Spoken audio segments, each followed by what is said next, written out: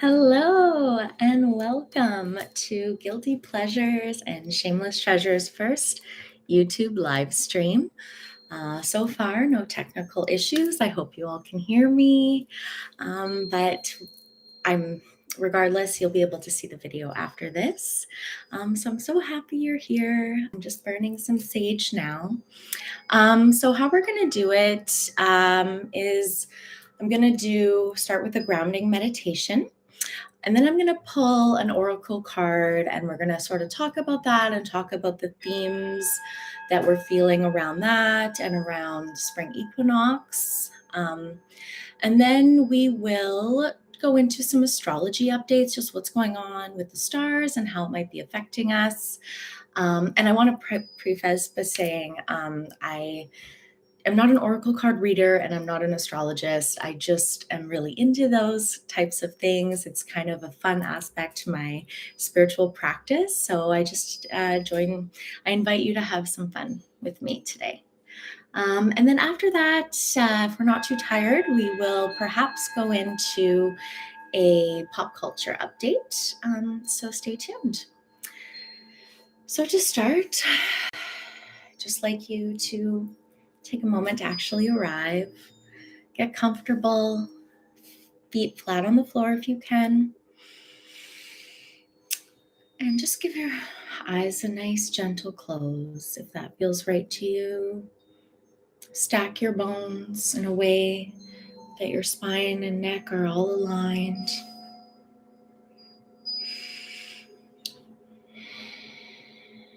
Maybe take 3 cleansing breaths in through the nose and out through the mouth. Now that we're arrived, we'll just start to feel those breaths. And whatever feels comfortable for you, listen to your body.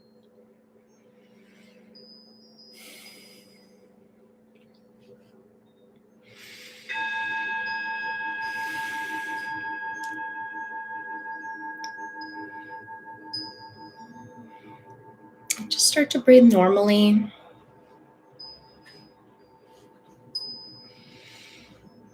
Just noticing the breath coming in through the nose and out through the nose, or in through the nose and out through the mouth. Whatever works best for you.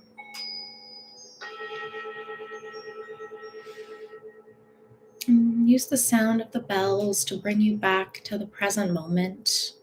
If you need to, if your mind starts to wander. But just know that the mind does wander. That's what it does. And the practice of meditation is simply bringing it back every time. Whether that's 100 times in a 5-minute session.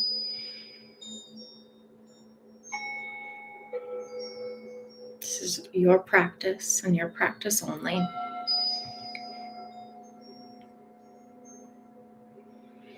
So just continue to breathe. We'll be here for a bit. Wait for my voice for guidance.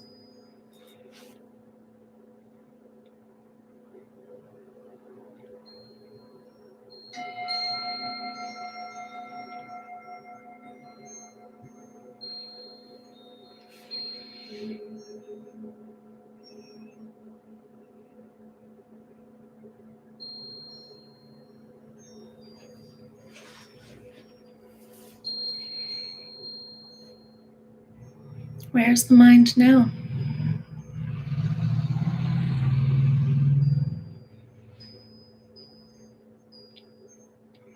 Perhaps paying attention to the noises inside the room or outside the room. Not creating stories around them, just noticing. Maybe noticing the temperature on your skin, any physical sensations. Again, not judging, being kind to yourself, just simply observing.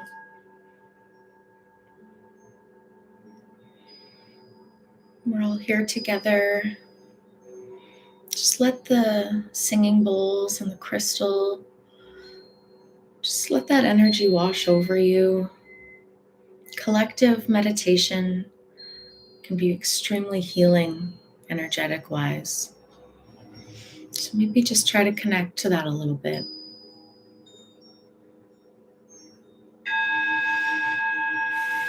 Just breathing and noticing.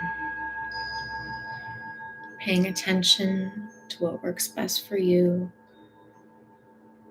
Not trying to force anything. Not judging yourself. Just breathing and noticing.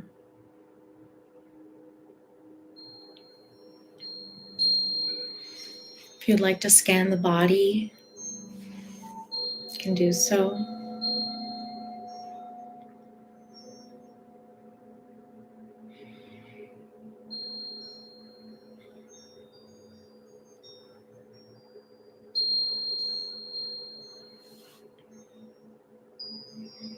Feeling that energetic spring, fiery energy coming over you, that renewal, breathing out the staleness, whatever may be frozen under the snow, just breathing it out, letting it go, welcoming the spring energy, the new energy, the motivation.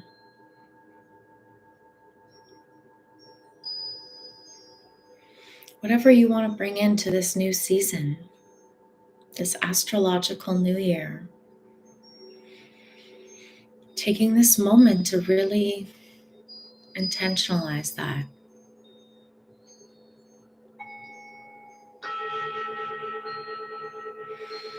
Without getting caught up in the stories, just breathing it in, whatever we want to manifest, and breathing out whatever we're ready to let go of.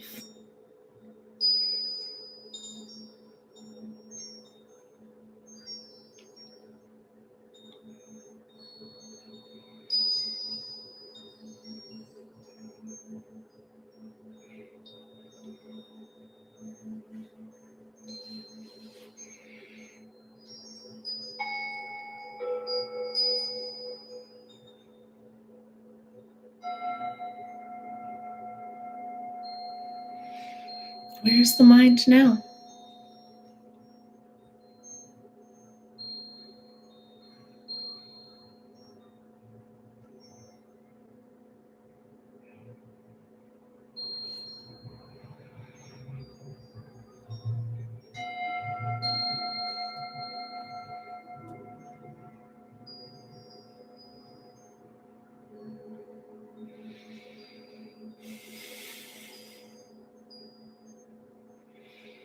Okay.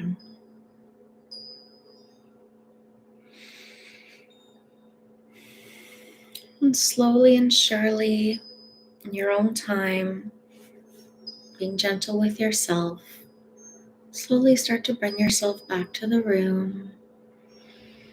Maybe taking 3 finishing cleansing breaths, wiggling the fingers and toes, listening to the sounds around you. Start to bring yourself back. I'll give you a moment to transition. Have a sip of tea.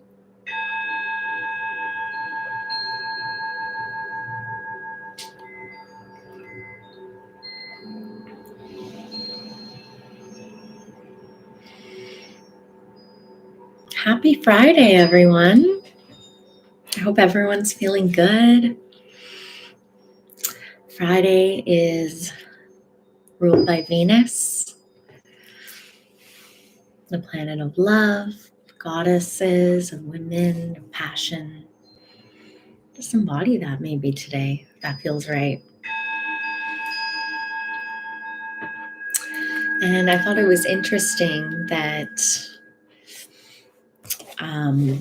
YouTube let me go live today at 1:22. So I was interested in finding out the meaning of the angel number or the angle number if you're more of a quantum physics person, finding out what that meant. And I did a little bit of research on it today, and basically it means to keep going. What you're doing is the right path.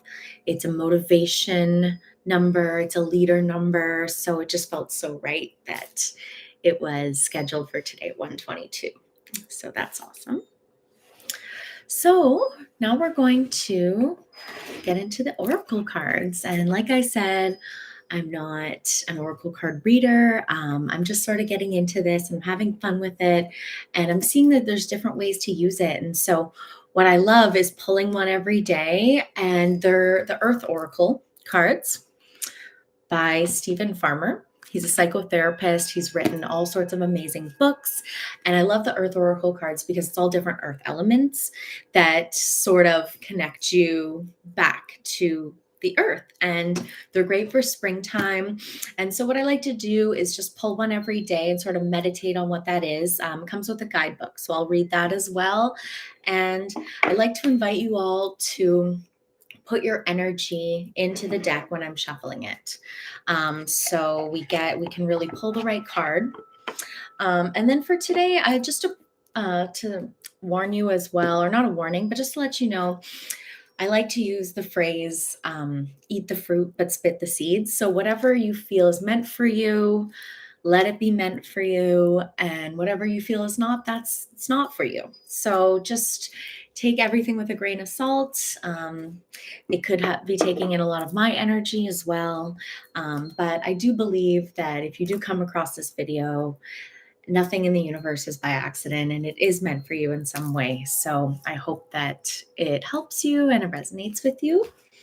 So I'm going to hold the cards over my sage, just give them a little bit of a cleanse here.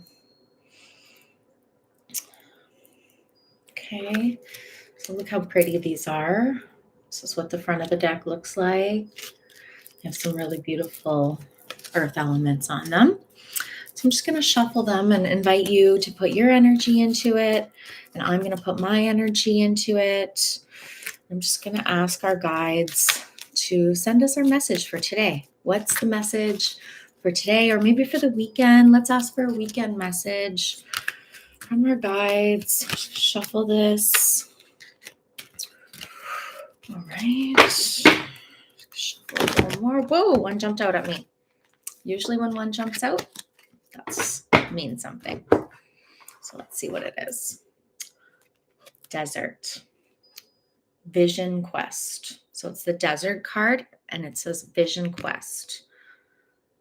So if you look at it, it sort of looks like it might be representing some sort of journey. Okay. Desert. Vision Quest.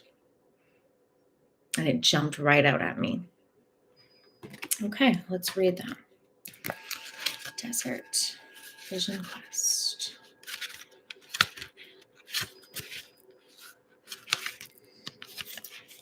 In this arid climate zone that we call desert, images shift and change throughout the day, yet always maintain a sharp and defined presence.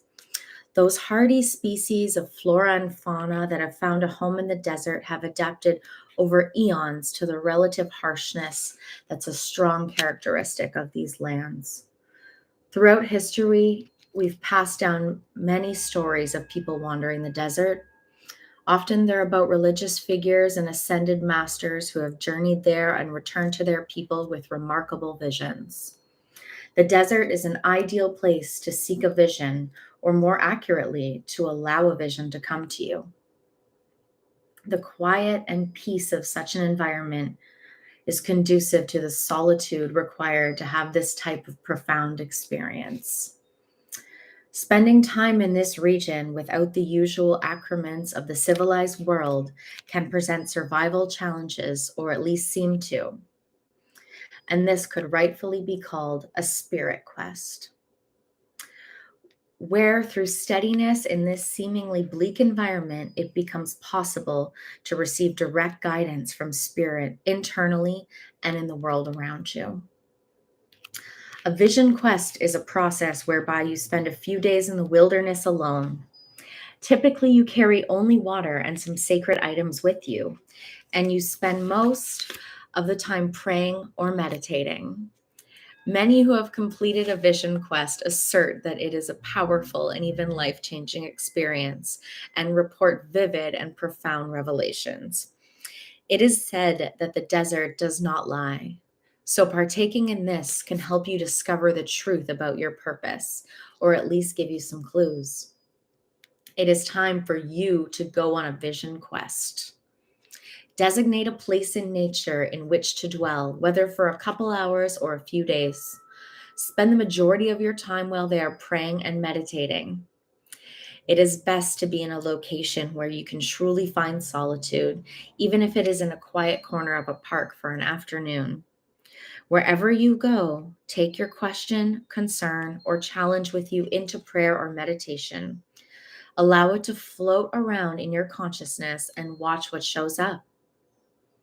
This is one of the most powerful cards. By drawing it, whatever other messages you may have received and amplified will be amplified threefold. Wow. Okay, so I know it's not about me, but I have to say that this card means so much to me right now because I am going on a vision quest. I am going to Vipassana meditation retreat on April 12th for 10 days. And I do 100 hours of meditation while I'm there, which means 10 hours a day of meditation. So that's what I'm doing. And it's crazy that this card just jumped out at me and it says it's powerful. And so, all that being said, let's bring it back to the journey. Let's bring it back to any journey. So, a lot of people aren't able to take 10 days off work to go to a meditation retreat, and that's fine.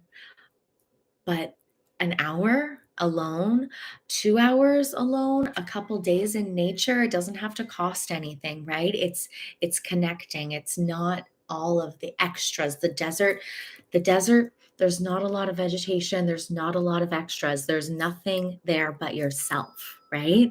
There's really nothing there to distract you but yourself and being and nature, of course, but you don't have to go to this fancy Airbnb. You don't have to do these, elaborate things to connect with yourself.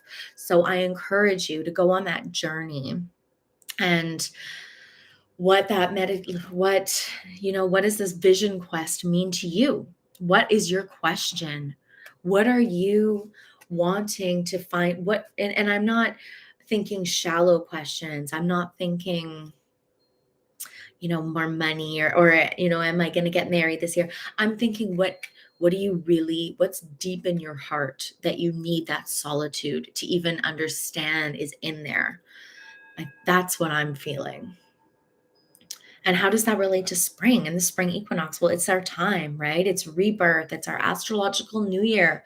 We are we have that space now. We can go outside. I mean, right now if you go outside, you'll see a bud turn into a leaf like that, right? That's magical, and that's just connecting to that part of yourself and to nature, and seeing how now we're in spring, we're at the beginning of this new cycle, or even if you think at the end of a cycle, and that's how our life works, and those questions that we have and those things that we're searching for, it's all a cycle.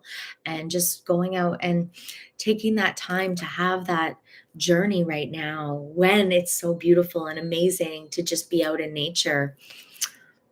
Vision quest. That's why you're here today, maybe. Vision quest. Take that time.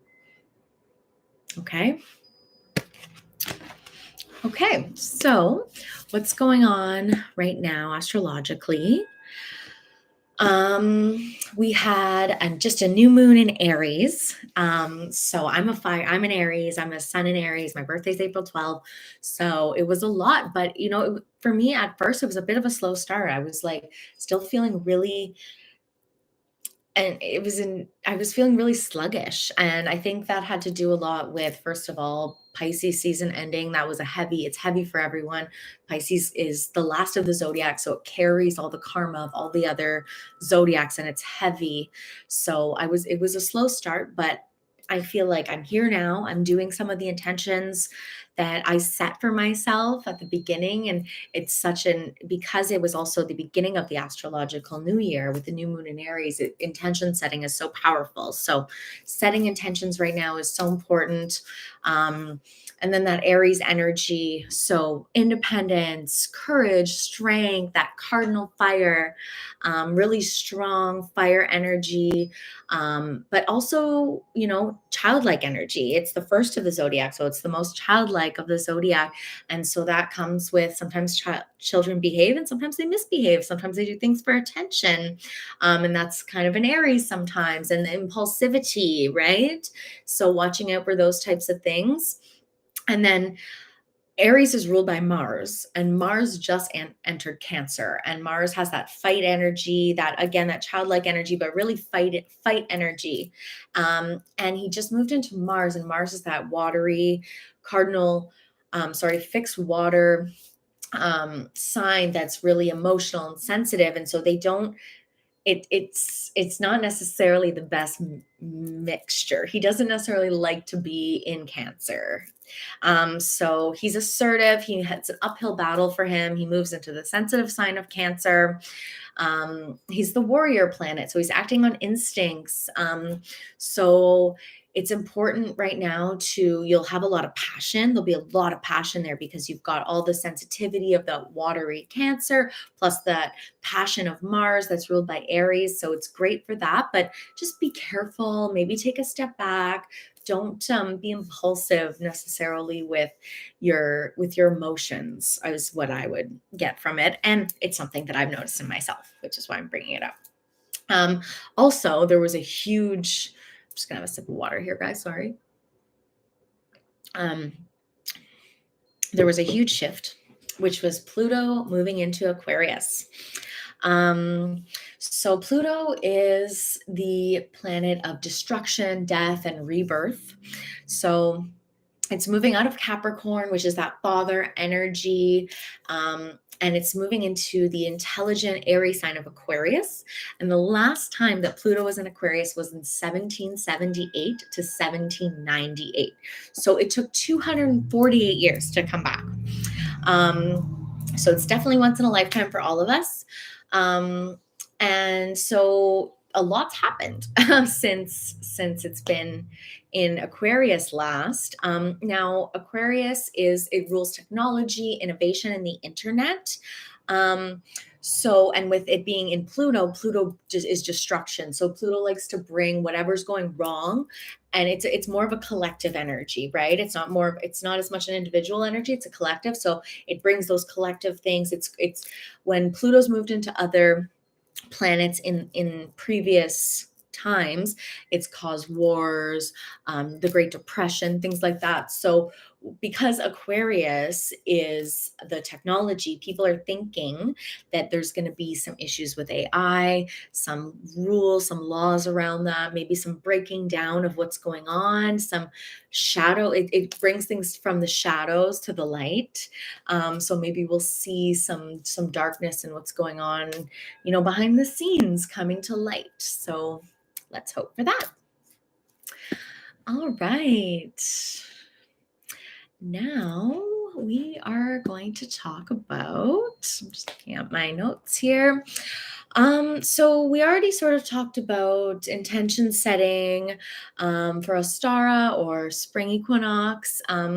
So some of my intentions were, taking control of my life, no more excuses, just getting unstuck in all the areas of my life that I'm avoiding and just trying to do that shadow work. Like, for example, if I'm avoiding something like doing my taxes, why am I avoiding that? What's going on with me that I'm avoiding that?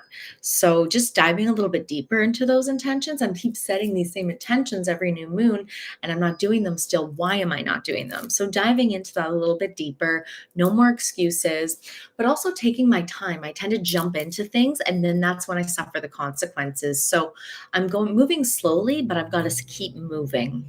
And then also just like focusing on bringing more love into my relationships and more compassion, as hard as it is sometimes, right? Sometimes those are the hardest. The people that are closest to us are sometimes the hardest people in our lives, not in a bad way, but those relationships can be the touchiest. So just bringing, all I can do is bring more love and compassion into my life and into my heart in order to deal with them better. And so I think we're going to end our first podcast live stream now. We won't do pop culture updates. It doesn't really, I'm not being called to do that. I'm kind of more feeling like the spiritual side of things is a good way to end. But I will be posting more pop culture updates solo and with the other aspect of things. So thank you so much for watching, and I look forward to seeing you guys again soon.